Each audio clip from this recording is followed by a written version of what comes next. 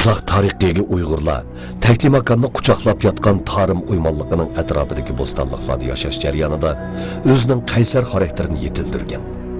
Esil madaniyat durdanlarini yaratgan. Demak, Uyg'urlarning ruhiyati ana shu qumliqning ruhiyati bilan giralishib ketgan. Bizning yiltizimiz shu Taklimakonning eng cho'nqur qatlamlariga tomir yaygan. Demek, qumluq ostida saqlanib turgan ruhiyatimizni biz chaqiryapmiz. Ruhiyatimiz bizni chaqiryapti.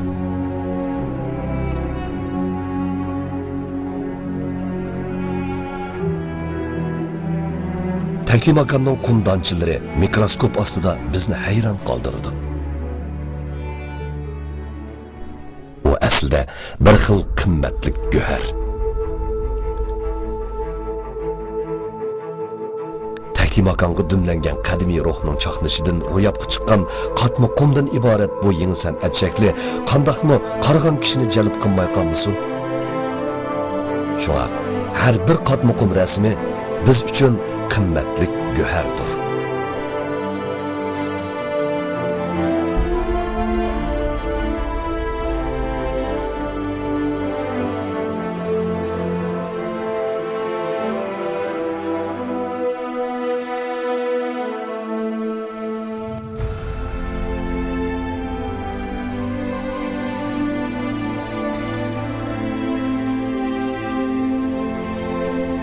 Şinjan Muqaddas Tuproq madaniyat taqiti şirkati G'ulji shahri milliy iglik rayonidagi qatma qum rasm ijodiyati va setishni bir gavda qilgan kasblashgan xususiy iglikdagi korxona.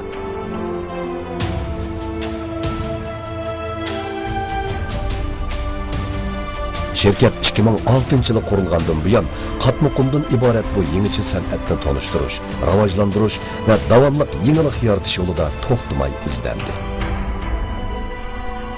Qatma qum asarlari 10 necha turdan 50 necha turga ko'paydi.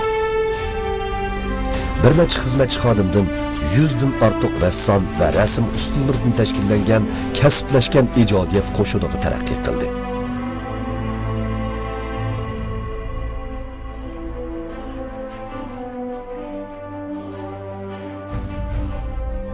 Hozir qatma qum rasmi diyorimizdagi har qaysi cho'ng tipdagi korxonalarning korxona madaniyatini jonliq suratlab bergan bo'lsa, esil restoran, tomoqxonalardami qatma qum rasmlari xaridorlarga alohida huzur berishladi.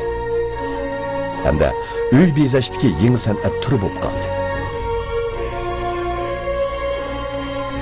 Qatma qum rasmining uzluksiz taraqqiyoti Taklimakonning qumlarini oltinga aylantirib berdi. Şinjan Muqaddas Tuproq madaniyat taqiti cheklik şirkati o'zining samimiyati, amaliy kuchi va mahsulot sifati bilan kasbiy sohalarning e'tirof qilishiga erishdi. Ishimizga yillarning o'tishi bilan qatma qum rasmining qimmati yanada eshib, dunyoga yuzlanmoqda.